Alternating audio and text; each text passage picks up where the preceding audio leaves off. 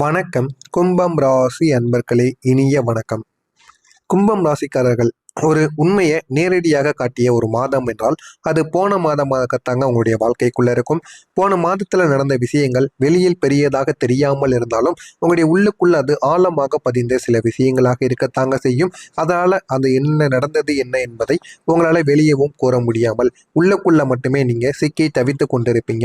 அவிட்டம், சதயம், பூரட்டாதி நட்சத்திரத்தில் பிறந்த நபர்களை அனைவருக்கும் இனிய வணக்கம். போன ஒரு மாதத்தில் நீங்கள் அதிகமாக சந்தித்தது குழப்பங்கள், உணர்ச்சிகரமான சில தூரங்கள்.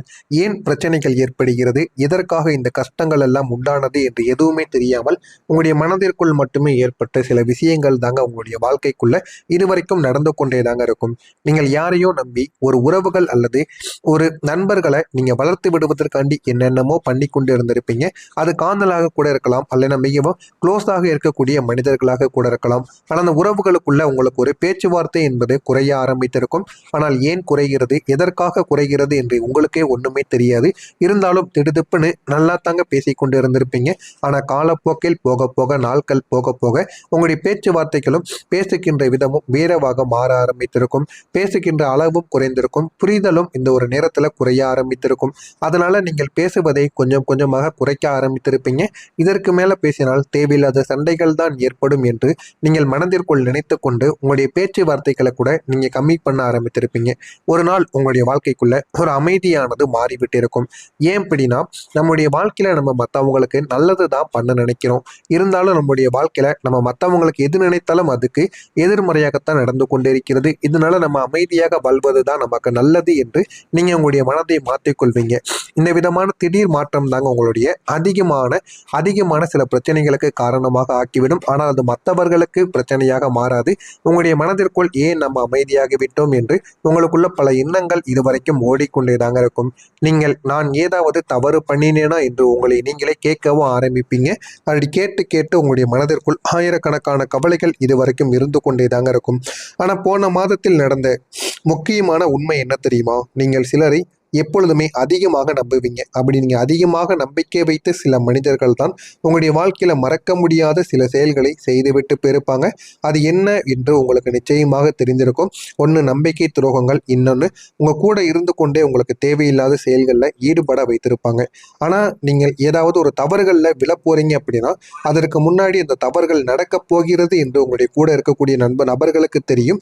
இருந்தாலும் அவர்கள் உங்களை காப்பாற்ற மாட்டாங்க, வேடிக்கை பார்ப்பாங்க. இதுதாங்க உங்களுடைய வாழ்க்கையில மிகப்பெரிய ஒரு சிக்கல்களை உங்களுக்குள்ள ஏற்படுத்தி கொடுத்திருக்கும். இந்த ஒரு சிக்கலிலிருந்து உங்களால வெளியவும் வர முடியாமல் உள்ளுக்குள் இருந்து கொண்டு இது உங்களுக்கு பிரச்சனைக்கு மேல பிரச்சனைகளை உங்களுக்குள்ள தேடி கொடுத்து கொண்டே தாங்க இருக்கும். அதே மாதிரி நீங்கள் ஃபீல் பண்ண ஆரம்பிப்பீங்க. நம்ம அவங்களுக்காக என்னென்னமோ பண்ணணும், அவங்களுடைய வாழ்க்கையில ஒரு நபர் போல நம்ம நடந்து கொண்டோம். இருந்தாலும் நம்முடைய வாழ்க்கையில மட்டும் ஏன் அவர்கள் உதவி செய்யவே மாட்டிக்காங்க என்கிற மாதிரியான பல எண்ணங்கள் உங்களுடைய மனதிற்குள் இதுவரைக்கும் இருந்து கொண்டே தாங்க இருக்கும். ஆனா ஒன்னே ஒண்ணுதாங்க, நீங்க வேலை செய்கின்ற இடமாக இருக்கட்டும், தொழில் செய்கின்ற இடமாக இருக்கட்டும், அதிலும் சின்ன சின்ன அழுத்தங்கள், மன அழுத்தங்கள் ஏற்படும்படி சில பேச்சுவார்த்தைகள் நடக்கத்தான் செய்யும். நீங்கள் எவ்வளவுதான் வேலையில் மூத்த நபராக இருந்தாலுமே உங்களுடைய மன அழுத்தங்கள் எரிச்சல் அடைய செய்யும். சிலருக்கும் உங்களுக்கும் இடையில பேச்சுவார்த்தைகள் சரியில்லாமல் போவதால் தேவையில்லாத பிரச்சனைகளையும் ஏற்பட ஆரம்பிக்கலாம். எனவே முடிந்த அளவுக்கு நீங்கள் பொறுமையாக வேலை செய்கின்ற இடங்களிலோ தொழில் செய்கின்ற இடங்களிலோ நீங்கள் மௌனமாக இருப்பது தாங்க உங்களுக்கு மிகவும் நல்லது. இல்லை என்றால் உங்களுடைய தொழிலுக்கோ உங்களுடைய வேலைக்கோ அந்த ஒரு இடத்தில் ஆபத்தானது நிச்சயமாக நேர்ந்துவிடும். நீங்கள் நேரத்தையும் பணத்தையும் இந்த ஒரு நேரத்தில் மதிக்க வேண்டும். மதிக்காமல் நீங்கள் நடந்து கொண்டு இருந்தீங்க அப்படின்னா உங்களுடைய நேரங்கள் உங்களுடைய சிக்கல்களை அதிகமாக தேடி கொடுக்கும். எனவே முடிந்த அளவுக்கு நீங்கள் நேரத்தையும் உங்களுடைய பணத்தையும் மட்டும் கவனமாக வைத்துக் கொள்வது உங்களுக்கு மிகவும் நல்லது. நீங்கள் வீட்டு வேலைகளை உங்களுடைய மூத்த பிள்ளைகள் உதவி செய்வார்கள்.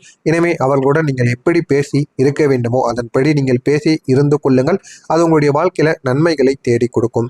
அதே போல் வரக்கூடிய இந்த ஒரு நாளுக்கு பிறகு உங்களுடைய வாழ்க்கையில எப்படிப்பட்ட மாற்றங்கள் நடக்கும் என்பதை அறிந்து கொள்ள மறக்காம நம்முடைய சேனலை சப்ஸ்கிரைப் செய்து வைத்துக் கொள்ளுங்கள். வரக்கூடிய இந்த ஒரு தேதிக்கு பிறகு கும்பம் ராசி நேயர்களே, ராசி மற்றும் 3ஆம் இடம் வலுவாக இருப்பதால் உழைப்பால் உயர்வடையக்கூடிய மாதமாக உங்களுக்கு இந்த ஒரு மாதமானது நிச்சயமாக அமையும். இதுவரைக்கும் நீங்கள் எவ்வளவுதான் உழைத்தாலுமே உங்களுக்கு ஏற்ற பணமும் வராது, உங்களுக்கு ஏற்ற பலனும் உங்களுக்கு கிடைக்காமல் தான் இருந்திருக்கும். ஆனா இந்த ஒரு நேரத்துல உங்களுடைய உழைப்புக்கேற்ற பலனானது கிடைக்கும். போதுமான அளவுக்கு பணமும் உங்களுடைய வாழ்க்கையில நிச்சயமாக தேடியும் வருங்க. எனவே இந்த ஒரு மாதத்தை நீங்கள் எப்படியாவது பயன்படுத்தி பாருங்கள். உங்களுடைய வாழ்க்கையில நல்ல ஒரு நிலைமைக்கு நீங்க போக ஆரம்பிப்பீங்க.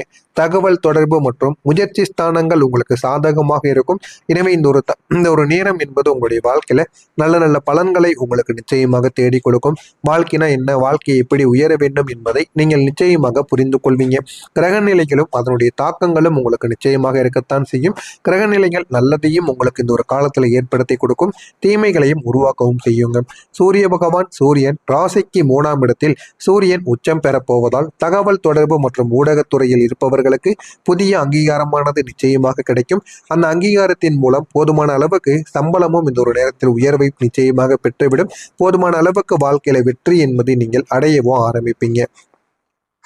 புதிய அங்கீகாரம் கிடைப்பதால் எவ்வளவு கடினமான காரியங்களையும் உங்களுடைய மன வலிமையால் நீங்கள் எளிதில் முடித்து விடுவீங்க. இன்னொரு நேரத்தில் உங்களுக்கு பணமும் போதுமான அளவுக்கு வந்துவிடும். மனதிற்குள்ளேயும் ஒரு தைரியமும் பிறக்கும். இதனால வாழ்க்கையில எதை வேண்டுமானாலும் சாதித்து விடலாம் என்கிற ஒரு நம்பிக்கைக்கு நீங்கள் நிச்சயமாக வந்து விடுவீங்க.